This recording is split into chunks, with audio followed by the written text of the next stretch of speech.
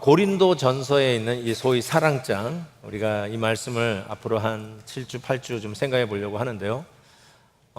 이 고린도라고 하는 이 도시의 고린도 교회는 사도 바울이 1차, 2차, 3차 전도 여행 중에 2차 전도 여행 때 개척한 교회입니다. 개척을 하고 참 교회가 잘 자라는가 싶었는데 교회가 많이 어려웠어요.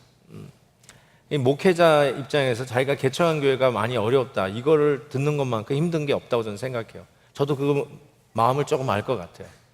그래서 3차 전도 여행 때 이 고린도 교회의 어려움을 알았던 바울이 가장 많이 시간을 내어서 사역을 했던 에베소, 약 3년간, 여러분 잘 아는 두란노 소원도 에베소에 있었지 않습니까? 그 에베소에서 3년 동안 유거할 때에 고린도 교회의 그 많은 문제들을 어떻게든지 간에 좀 수정하고 또 성도들을 격려하기 위해서 쓴 편지가 고린도 전서예요. 그래서 저기 에베소에서 고린도를 향해서 편지를 썼습니다. 그리고 나서 이 마게도냐와 아가야 지역의 복음을 두루 편만하게 전한 사도 바울이 3차 전도 여행 마지막 종착점이 고린도였어요. 그래서 고린도에 갔는데 고린도 교회가 참 은혜 가운데 그 수많은 문제들이 해결이 되고 평안한 가운데 든든히 서가는 것을 체험합니다. 이럴 때 이 바울이 얼마나 마음의 평강을 찾았겠어요. 늘 염려하고 걱정하는데. 그러면서 고린도에서 한 1년 8개월 정도 유하면서 그 평온한 마음 속에서 쓴 편지가 바로 우리가 지난번에 살펴봤던 로마서를, 바로 저 고린도에서 1년 8개월 유할 때 썼던 서신입니다. 자, 이 고린도라고 하는 도시는 저기 잘 보시면 아시겠지만 그 지역적으로도 굉장히 상업 요충지에 이 도시가 자리매김하고 있습니다. 고린도 도시는 실은 주전 3000년부터 있었던 도시, 고대 도시입니다. 가장 지금까지 존속하는 도시 중에 가장 오래된 도시 중에 하나인데요. 옛날에 특별히 바울이 이 고린도에 편지를 쓸 때만 해도 이 고린도 도시에 60만 인구가 살고 있었습니다.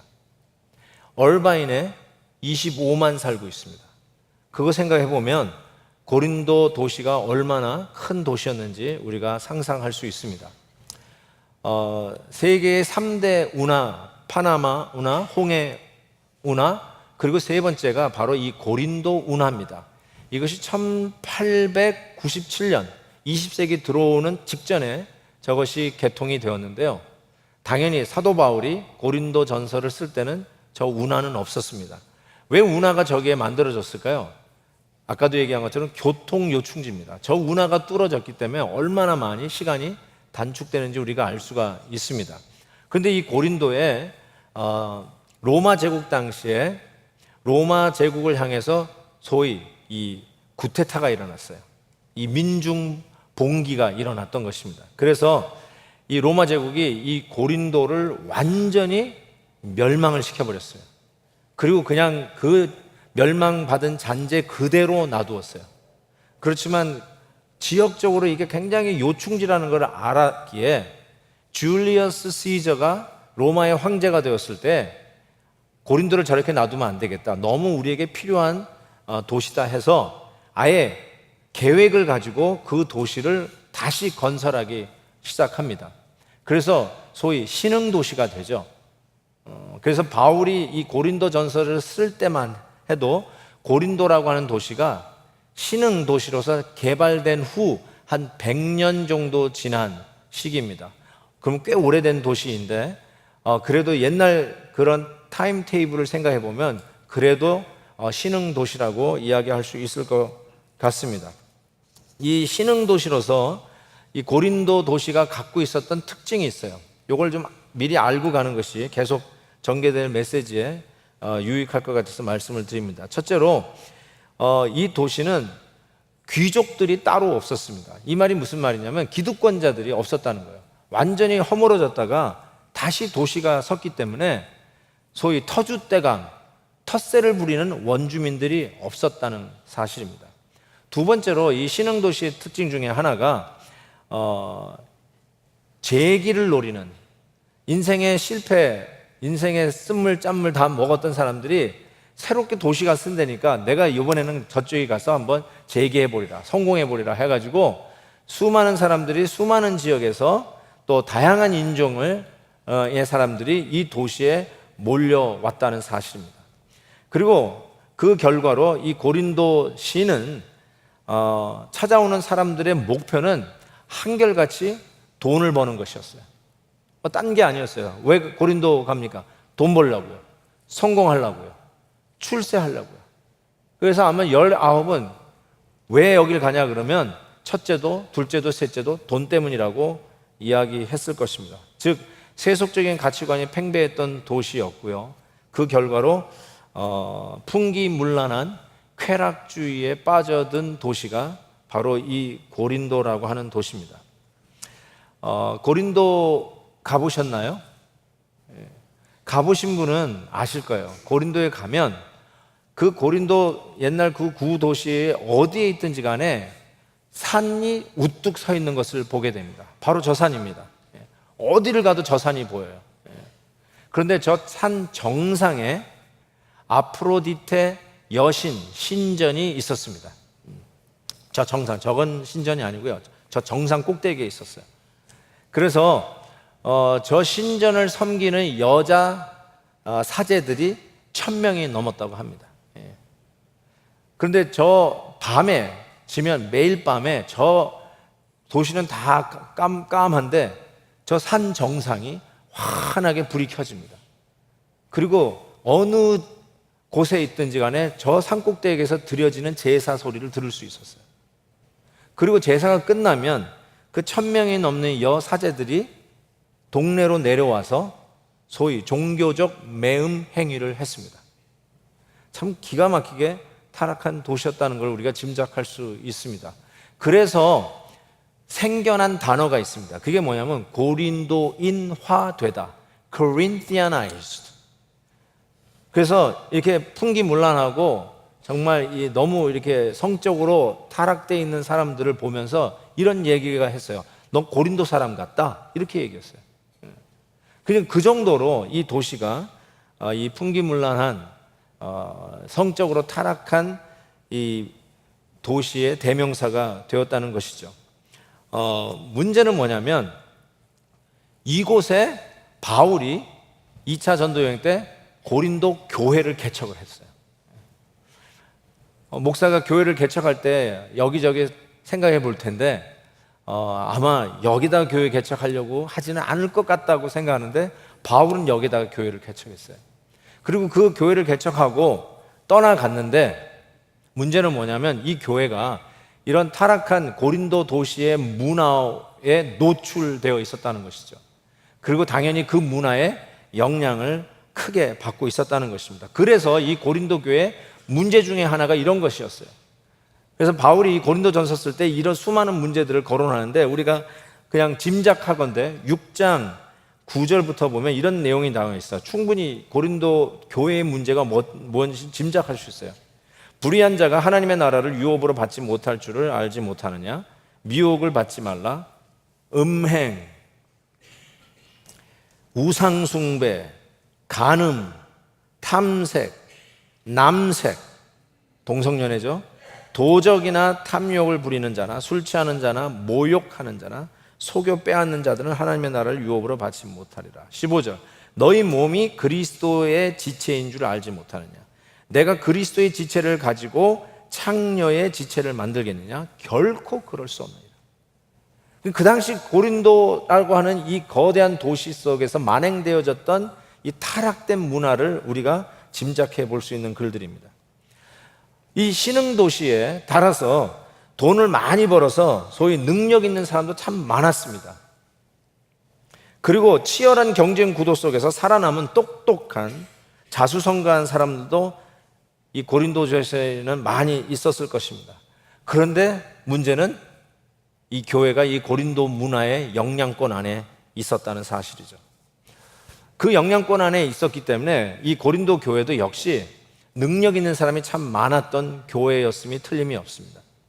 그래서 2절 말씀에 보면 내가 예언하는 능력이 있어 모든 비밀과 모든 지식을 알고 또 산을 옮길 만한 모든 믿음이 있을지라도 사랑이 없으면 내가 아무것도 아니요라고 했습니다. 저기서 나오는 이 고린도 교회의 모습인데요. 예언하는 능력이 있었고요. 모든 비밀을 알았어요. 미스테리, 시크릿이 아니라 미스테리를 알았어요. 저는 이거를 영적으로 깨닫는 능력이 고린도 교회에 있었다는 것을 바울이 이야기합니다. 또 모든 지식을 알았다. 이 말은 말 그대로 참 공부를 많이 한 사람들이 많았다는 거예요. 똑똑한 사람들이 많았다는 것입니다. 박사들이 많았다는 것이죠. 쉽게 얘기해서 공부 많이 한 사람이 그냥 그 교회에 얼마나 많이 있는지, 우리 교회하고 아주 비슷한 것 같습니다. 그 다음에 산을 옮길 만한 능력이 있는 교회였다라고 얘기했습니다. 산을 옮길 만한 능력, 이게 뭘까? 예수님도 그런 말씀 하셨어요. 겨자씨만한 믿음이 있어도 산을 명하여서 산을 옮길 수 있다는 거예요. You can move the mountain. 우리 찬양의 노래도 있잖아요. Move mountain. 산을 옮길 만한 그 믿음을 이야기하는데, 이게 그냥 단순히 믿음으로 믿습니다, 산아 옮겨져라. 예수님도 그런 일을 하지도 않았고요. 믿음이 있다고 산을 옮겼다는 기사는 어디에도 없습니다. 그러니까 저는 이것이 어떤 믿음의 테스트라기보다는 저는 이거를 이렇게 해석합니다. 재력이 있었고 그 다음에 권력이 있는 힘을 이야기한다라고 저는 해석을 합니다. 제가 잘 아는 그 원예를 전공한 분이 계신데, 이분이 한국의 그 굴지 기업이 운영하는 그 골프장에서 그 모든 그 조경이며 이런 나무들 이런 것들을 책임 맡고 있는 분이에요. 근데 이제 이분이 한번 저랑 얘기하는 가운데 그 참 힘든 이야기를 하나 하더라고요. 그래서 듣는 가운데 그 기업이 운영하는 이제 골프장에 그 기업 총수가 와서 골프를 치셨다는 거예요.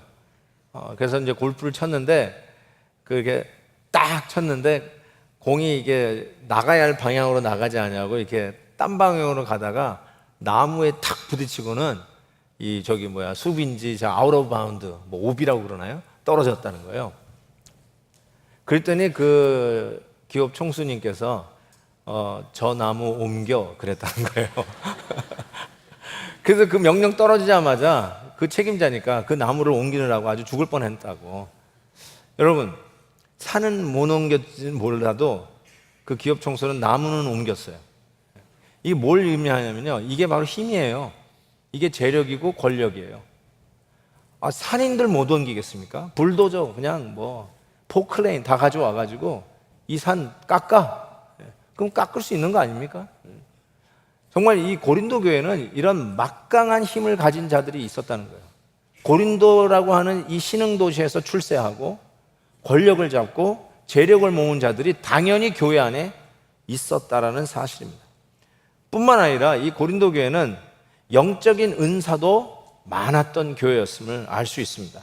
1절에 내가 사람의 방언과 천사의 말을 할지라도 사랑이 없으면 소리나는 구리와 울리는 꽹과리가 된다, 이렇게 얘기했어요. 여러분, 가장 흔한 영적 은사가 방언입니다. 여기 보면 네가 사람의 방언 할 때 그 방언을 얘기해요. 바울도 방언의 은사를 받았다고 그랬죠. 아마 여기서도 방언의 은사를 받은 분이 있지 않을까 싶습니다. 그거를 뭐라고 얘기하냐면 사람의 방언이다, 이렇게 얘기했어요. 근데 그 다음 말이 좀 의심이 가는 말이 하나 있는데, 천사의 말. 그래서 이 천사의 말이 이것도 은사인가? 사람의 방언을 하는 건 내가 들어봤는데 천사의 말을 하는 거 들어본 사람이 있나요?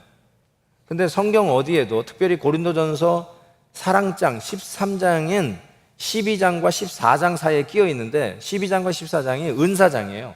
수많은 영적 은사들이 열거되어져 있지 않습니까?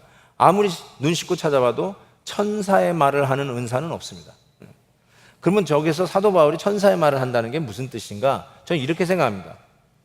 소위 우리가 영적인 은사를 받았다고 하면 대표적으로 나오는 방언의 은사, 사람의 방언을 우리가 받았다고 하는데, 그러고 나서 이렇게 얘기하는 거예요.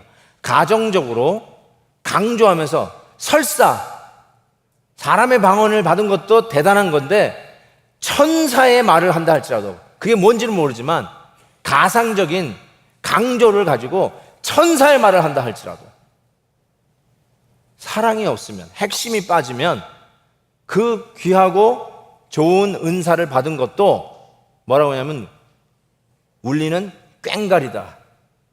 잡음이라는 거예요. 잡음. 알라칸맛 아까리아 아라시비오 아카히아. 지금 제가 방언을 했는데요. 이게 통역하는 분 아세요? 내가 뭐라고 했는지? 방언했다고 재지 마라. 그렇게 얘기를 했습니다. 이게 뭐냐면 여러분 아무리 방언을 이렇게 뭐 알라칸 라카리아 이렇게 얘기하면서 막 기도를 하고 어떨 때 너무 이뻐요. 그런 거 가만히 들어보면. 그렇다 할지라도 사랑이 없으면 뭐라고요? 잡음, 소음, 노이즈. 시끄럽다는 거예요. 좀 강하게 얘기하면 잡소리라는 거예요. 뭐 아무리 방언의 기도를 한다 할지라도 사랑이 빠지면 노이즈, 잡음이야, 잡음. 여러분 우리가 꼭 깨달아야 할 것이 있습니다. 주님께서 이런 우리가 영적인 은사를 받고 또 그것으로 인해서 행하는 능력이 있다 할지라도 주님이 하신 말씀을 좀 기억하세요. 산상설교 중에 마태복음 7장에 보면 예수님이 주여 주여 하는 자마다 천국에 들어가는 것이 아니다 라고 얘기하시면서 누구는 나와서 난 선지자 노릇했다, 주의 이름으로 귀신도 쫓았다, 주의 이름으로 많은 권능을 행하지 아니하였나이까 라고 이야기합니다. 그랬더니 주님께서 그들을 향해서 하는 말이 이거예요. 내가 너희를 도무지 알지 못한다. I never knew you. 그 다음에 이런 얘기했어요. 불법을 행하는 자들아, you evildoers. 뭐요? 영적 은사를 받아서 능력을 행한 거예요. 귀신 쫓아낸 거예요. 그걸 가지고 뭐라고 해요? You evildoers. 왜요? 핵심이 빠졌다는 거죠. 사랑이 없다는 거죠. 사랑 없이 행하는 그런 영적 은사의 모든 그 프랙티스, 그걸로 나타나는 능력이 아무리 위대해 보여도 사랑이 빠지면 그건 잡음이다. 울리는 꽹가리다. 저는 그 예로서 가룟 유다가 제일 적합하다고 생각해요.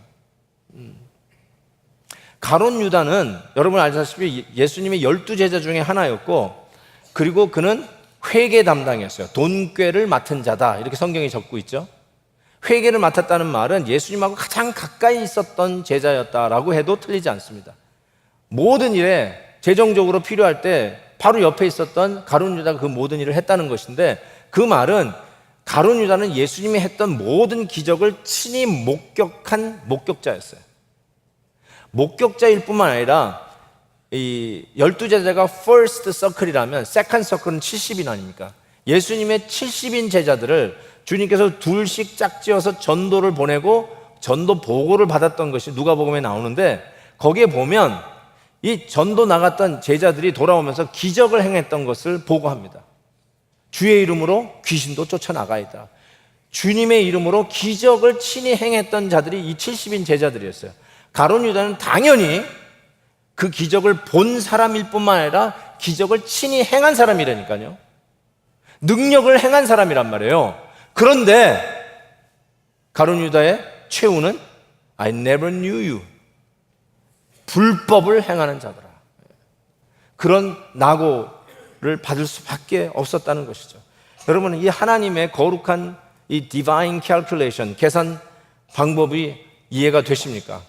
수많은 능력과 은사와 업적을 잔뜩 쌓아도, 그걸 몽땅 다 쌓아가지고 잔뜩 쌓아도 거기에서 사랑을 빼면 여러분은 nothing이에요. zero. 여러분의 성적표는 빵점이에요. 빵점. 60점도 아니에요. 55점, 47점도 아니에요. 여러분의 영적 신앙 성적은 빵점이라는 거예요. 아무리 능력이 있고 아무리 업적이 많았고 아무리 은사를 많이 받았다 할지라도 사랑이 없으면, 사랑이 빠져 있으면 여러분의 성적표는 빵점, nothing, zero 라고 말씀하고 계시는 거예요. 18세기 초 미국의 대각성 운동을 일으키는 주자였던 조나단 에드워즈 목사님이 정확하게 고린도전서 13장 1절 2절을 놓고 설교를 하셨어요. 그 설교를 제가 다시 읽었어요. 거기에서 이렇게 이야기합니다. 영적 은사나 기적들 혹은 방언은 사람의 본성, human nature, 그 본성을 바꾸지 못한대요. 능력의 은사를 행하기 위해 마음의 변화가 필요하지 않기 때문에 그래요. 그러나 거룩을 향한 사랑은 마음의 변화가 선행되어야 합니다. 은사는 몸을 장식하는 액세서리와 같습니다. 예? 주얼이라고 했죠. Precious jewels. 액세서리와 같은데, 액세서리를 했다고 해서, 이 괄호는 제가 의역한 겁니다. 얼굴이 예뻐지거나 액세서리를 했다고 해서 나온 아랫배가 들어가는 것이 아닙니다. 몸의 형태가 바뀌지 않아요. 그 말은 은사를 받았다고 해서 여러분의 인격이 예수님처럼 변한 게 아니라는 뜻이에요. 은사를 가졌다고 해서 성령의 인격적인 열매, 사랑이랑 화평, 오래 참은 자비, 양성, 충성, 온유, 이와 같은 절제, 이런 것들을 맺었다고 이야기할 수 없다라고 자나단 에드워즈는 일깨워 줍니다. 기적의 성령의 은사는 있을 수 있지만 엄청나죠. 그런 은사 받았다는 자체가 참 귀한데, 그런데 바울이 사랑이 없으면 절대로 인격적 성령의 열매는 맺을 수 없다라고 말씀합니다. 그런 차원에서 이 사랑이라는 것이 우리가 체험할 수 있는 그 어떤 기적보다 더 위대한 것이라고 말합니다. 기적을 체험했다고 사람이 변하는 게 아니라요, 사랑을 체험해야 사람이 변해요. 대단한 사람 만나야 변하는 게 아니라 사랑의 사람을 만나야 변한다고 바울은 이야기하는 것 같습니다. 참 이 고린도 교회 정말 능력 있고 탁월한 사람이 많았던 교회, 영적인 은사를 얼마나 많이 받았는지, 실은 그게 너무 많이 받아서 문제였죠. 그래서 이 영적 은사의 문제점을 다뤘던 것이 고린도전서를 쓰는 이유 중에 하나였던 거 아닙니까? 그런 많은 은혜를 받았던 이 고린도 교회. 근데 뿐만 아니라 이 고린도 교회, 제가 읽으면서 바울이 너무 too much, 푸시를 너무 많이 한다라고 느낄 정도로 얘기한 것인데, 그것은 이 교회는요, 희생적 헌신이 있었던 교회예요. 3절에 보세요. 내가 내게 있는 모든 것으로 구제하고 또 내 몸을 불사르게 내어줄지라도 사랑이 없으면 내게 아무 유익이 없느니라 그랬습니다. 여러분, 제가 왜 이게 여기까지 푸시할 이유가 있나 할 정도로 조심스러운데, 그 중에 하나가 구제예요. 남을 도와주는 구제. 나의 모든 재산을 내려놓으면서 기부해 가면서 남을 도와주는 이 박애 정신, 희생 정신, 선행을 하는 이 일, 이것도 이 예를 들면서 이것도 사랑 없이 행하면 빵점. 하나님의 계산 방법에서 빵점, 1점도 환산이 되지 않는 빵점이라고 얘기하는 거예요, 지금 바울이. 그것뿐인 줄 아세요? 심지어는 내 몸을 불사르게 내어줄지라도. 순교예요. 자기가 믿는 것에 목숨을 내놓는 것. 여러분, 이런 엄청난 구제와 그리고 그 일을 위해서 목숨을 내놓는 희생을 보면 우리 모두가 와우, two thumbs up, 인정, 최고, 인정합니다. 그럴 수 있는 일 아니에요. 그런데 바울은 그 푸시를 여기까지 해가면서 모든 사람들이 껍벅 정말 인정할 수밖에 없는 구제, 아니 모든 사람들이 두 손 들 수밖에 없는 자기가 믿는 걸 위해서 목숨을 내놓는 순교의 현장 앞에서 그 예를 들면서 그것도 사랑이 없으면 점수가 뭐예요? 빵점. Nothing. 아무 유익이 없다. No benefit whatsoever. 그리고 가만히 생각해 보니까 솔직히 여러분, 진리가 아닌 것에 목숨 거는 사람들이 얼마나 많아요. 이 과격한 극단 이슬람, 이 지하드, 소위 성전이라고 하면서 거룩한 전쟁이라고 하면서 목숨을 던지는 이 극단주의자들, 특별히 자기의 몸에 아예 폭탄을 감고 뛰어들어가는 이 자살 폭탄 테러리스트들, 여러분, 그분들이 왜 그런 기가 막힌 일을 하죠? 말도 안 되는 일을? 그게 진리라서요? 아니, 여러분, 그게 아니에요. 그렇게 하면 죽어서 아름다운 여러 부인들과 남은 생애를 산다라고 하는 그 말을 믿고 폭탄을 감고 뛰어들어가는 거예요. 우리가 생각에는 기가 막히고 말도 안 되는 일이지만, 자살 폭탄 가지고 들어가면 죽어서 아름다운 여자들하고 산다고 하는 그 말에 목숨을 거는 거예요. 그런 일들이 있잖아요. 그러니까 그것이 목숨을 거는 아주 숭고한 희생이라 할지라도 하나님의 계산에는 빵점! It doesn't count. 빵점! 또 하나, 이 구제 말이에요, 구제. 그럼 이거 참 위험한, 왜냐면 이게 우리가 해야 할 일 아니에요? 교회가 해야 할 일 아니냐고요. 어려운 자들 도와줘야 되잖아요. 그런데 왜 바울이 다른 예를 들지 않고 심지어는 이 구제라는 것까지 이야기를 하면서 푸시를 하고 있을까? 저는 이런 것 같아요. 예를 들면 우리가 예배가 너무너무 소중하잖아요. 예배가 소중한데 이렇게 예를 들어보세요. 예배에 나왔는데 예배 나와서 성도들이 싸워. 예배 현장에 가지고 그냥 뭐 옆에 있는 사람하고 막 티각태각 싸우면서 또 저 건너편에 앉아있는 또 김지사 보면서 쟤는 맨날 옷이 저 모양이야 막 그러면서 뭐 서로 시기하고 질투하고 그래.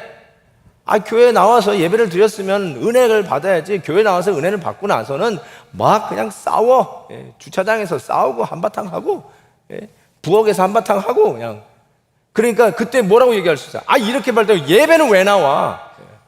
예배 나오지 마. 그럴 바에는 이렇게 얘기할 수 있잖아요. 그 말이 예배가 불필요하다는 뜻이 아니라 너무나 소중한 예배를 강조하기 위해서 그렇게 할 바에는 예배 나오지 마. 왜 그래 나와가지고 싸우기만 해. 이렇게 얘기하듯이 구제가 그런 말이에요. 너무나 소중한데 소중한 핵심이 빠진 것, 구제를 하고도 빵점이라고 하는 점수를 받을 수 없는 이유가 뭘까요? 구제하는 동기가 잘못된 것이죠. 자기 이름 내려고, 자기의 됨을 남보다 탁월하다는 걸 증명하려고, 정말 생각해보면 생각할수록 유치한 것, 오른손이 하는 일 왼손이 모르게 하라고 하는 구제의 원칙을 그래서 주님이 주신 거 아닙니까? 그래서 구제하는 일도 사랑이 빠지면 그 점수는 빵점이라는 거예요. 하나님의 계산에는 전혀 인식되지 않는 빵점이라는 것이에요. 그 구제와 숭고한 순교의 정신도 핵심이 빠지면 하나님의 계산에서는 zero, nothing. 제가 한번 이 기사를 읽고 여러분하고 나눴던 기억이 있습니다. 자기 콩팥을 신부전증으로 고생하면서 생사를 다투는 아내에게 자기 콩팥 하나를 떼어준 의사 남편의 이야기 말입니다. 그런데 이 부인이 죽을 뻔했다가 남편의 그 콩팥을 받고 살아나고 건강이 회복이 되었어요. 근데 문제는 이 아내가 그렇게 건강을 회복한 후에는 바람이 났어요. 그래서 남편이 어떻게 넌 내 콩팥 가지고 바람을 필 수 있느냐 해가지고 이혼 소송을 한 거예요. 이혼 소송을 하면서 위자료를 청구했어요. 그 위자료가 뭐냐면 Give me my kidney back. 내 콩팥 돌려줘. 내 콩팥 내놔 했어요. 그때 이 말을 들은 아내가 치사하다. Blood is mine. 피는 내 거니까 피 한 방울 흘리지 말고 떼가 이렇게 얘기했어요. 이게 뉴스거리가 됐죠. 그래서 AP통신에서 이 기사가 떴었던 기억이 납니다. 솔직히 남편이 준 키드니를 가지고 바람난 아내 좀 너무했죠. 그런데 여러분 희생정신으로 한 거잖아요. 자기의 생명과 같은 내장을, 올겐을 준 거 아니에요. 지난번에 박종호 장로님 오셔서 간증할 때 들었듯이 자기 딸 간 90%를 떼가지고 붙였잖아요. 그래서 살아났잖아요. 아무리 가족끼리 주고받은 거라 할지라도 얼마나 희생적인 거예요. 사랑이라 할 수 있는 거 아니에요?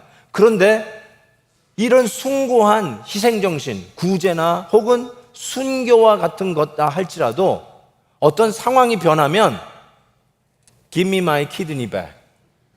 콩팥 돌려줘 하는 진짜 nothing, 아무것도 아닌 오히려 사람이 더 치사해지는 것, 주고 뺏고 계산하는 아주 유치한 수준으로 떨어질 수밖에 없어요. 지금 그 얘기하고 있는 거예요. 아무리 고상한 구제를 했다 할지라도, 아무리 위대한 목숨 거는 순교를 했다 할지라도 사랑이 아니면 전부 다 우리는 뭐 하냐면 콩팥 돌려줘, 내 거 돌려줘 한다는 것이 유치해지는 것이죠. 근데 저는 이 말씀 생각하면서 예수님을 생각하지 않을 수가 없었어요. 우리 예수님은 저와 여러분을 위해서 실은 콩팥만 준 게 아니고요, 다 주신 분 아니에요? 눈이 필요하면 눈도 다 주고, 간이 필요했으면 간도 다 떼주고, 심장이 필요하면 심장도 떼주고, 목숨이 필요할 때 생명까지 주신 분이 우리 주님 아니란 말이에요. 여러분이 그 사랑을 받은 자들 아니에요. 그런데 여러분, 솔직히 우리는 주님에게 그거 다 받았는데 우리는 예수님 바람 맞힌 적이 얼마나 많이 있어요. 예수님 사랑한다고 고백해 놓고선 딴 데를 바라보고 있었을 때가 얼마나 많이 있습니까? 연약하다고 하는 핑계로. 참 주님 앞에 죄송한 일을 할 때가 얼마나 많이 있었습니까? 예수 믿는다고 하면서 정말 나를 돌아봐도 이렇게 신앙생활하면 안 되는지 스스로 반성할 일이 얼마나 많이 있습니까? 그런데 우리 예수님은 한 번도 Give me my kidney back 안 했어요. 내 생명 돌려줘, 한 번도 그러신 적이 없어요.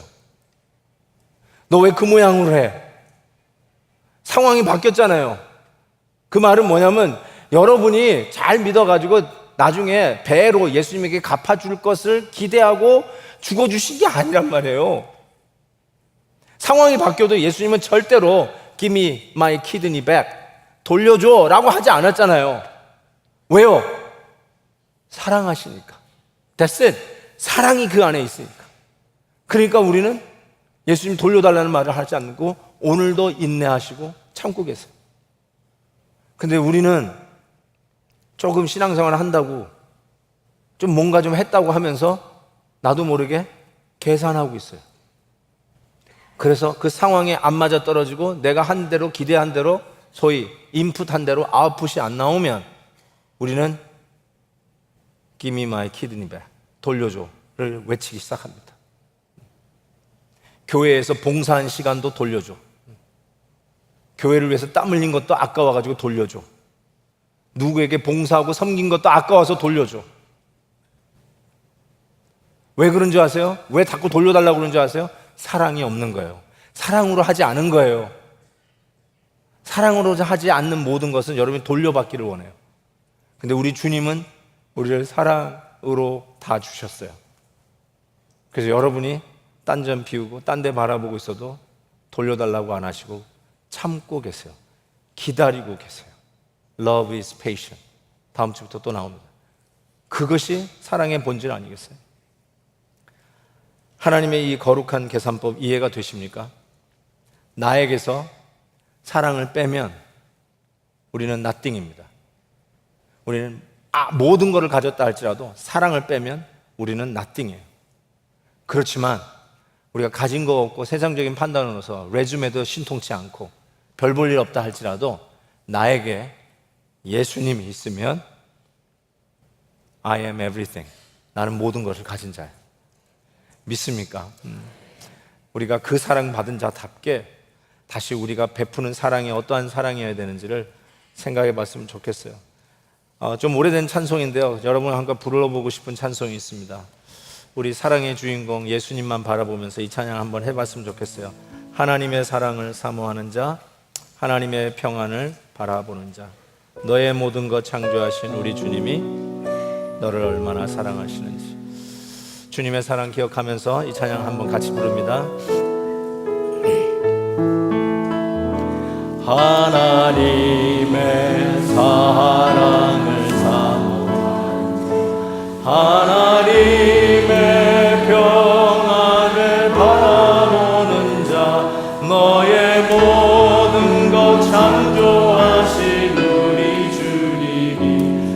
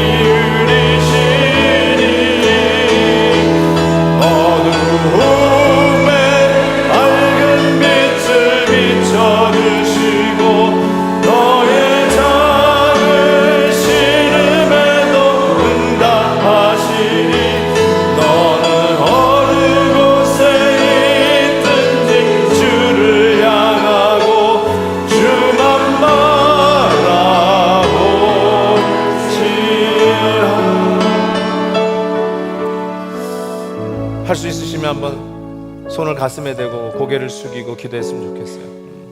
한번 손 가슴에 한번 얹어보세요. 주님의 사랑이 이렇게 절절 끓고 있는지, 아니면 주님을 사랑한다고 고백한 지는 아주 옛날이고 싸늘하게 식어있는 가슴인지 한번 만져보세요. 여러분이 아무리 교회를 오래 다녔다 할지라도요, 여러분이 직분이 장로요 권사라 할지라도 죄송합니다, 그냥 사도 바울의 표현은 사랑이 없으면 여러분 빵점이래요. 아무것도 아니래요. 하나님 나라에 아무 유익도 되지 않는 존재래요. 여러분 실력이나 여러분의 가진 권력이나 다른 재력으로 주님의 일을 하는 게 아니라는 것이죠. 사랑으로 하라는 거죠. 사랑. 오늘 참 많은 것을 깨닫습니다. 사랑의 교회 한 곡, 첫 곡을 연주했습니다. 멜로하고 로맨틱할 줄 알았는데 의외로 폭탄입니다. 내 성적이 빵점일 수 있겠구나, 한번 돌아다보게 하는 메시지였던 것 같습니다. 한번 진지하게 가슴에 손을 얹는 채로 하나님 다시 한번 주님의 사랑으로 다가와 주옵소서. 어떤 사랑을 하셨는지 돌려달라고 말씀하지 아니하시고 인내하고 계시는 우리 주님 생각하면서 내 사랑이 얼마나 멀리 가 있는지를 한번 뒤돌아보는 시간이 되었으면 좋겠습니다. 우리 같이 한번 하나님 앞에 기도하는 시간 갖습니다. 하나님 아버지, 정말 죄송합니다. 아무리 생각해도 내가 하나님 앞에 성적이 결단코 좋지 않을 것 같습니다. 주님 용서하시옵소서. 정말 하나님의 사랑으로 다시 찾아와 주옵소서.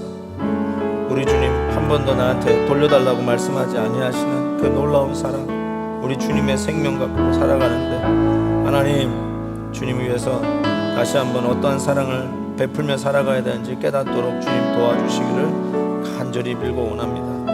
하나님 도우시옵소서. 정말 그님의 사랑을 만난 자답게 주의 사랑으로 살아가는 저희들 되게 하여 주시옵소서.